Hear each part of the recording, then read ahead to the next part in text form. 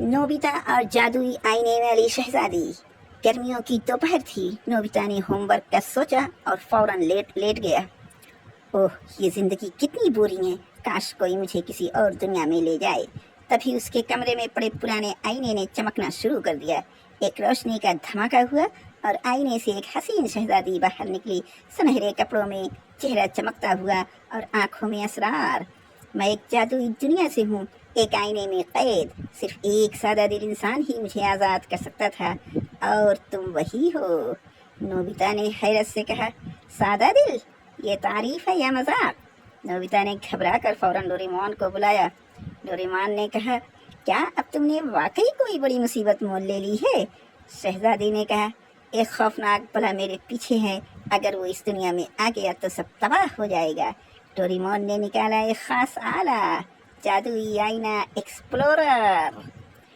Nobita ने कहा। Doraemon और शहजादी और नोबिता तीनों आईने के अंदर दाखिल हुए।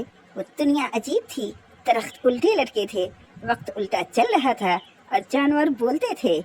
नोबिता ने कहा, ये तो मेरी रियाजी की कॉपी जैसा लग रहा है, उल्टा सीधा सब कुछ। एक धुआंधार खौफनाक बला नमूदार हुआ जिसके चेहरे उल्टे थे। शहजादी ने कहा, ये मेरा भाई है जिसे एक जादुई गलती से बला बना दिया गया। डोरेमोन ने निकाला एहसासात को वापस लाने वाली गन, लेकिन नोबिता ने बटन गलत दबा दिया।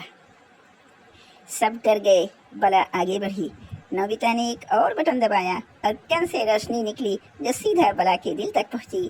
बला चीखा और फिर इंसान बन गया, आंखों में आंसू। मुझे माफ कर दो मेरी बहन।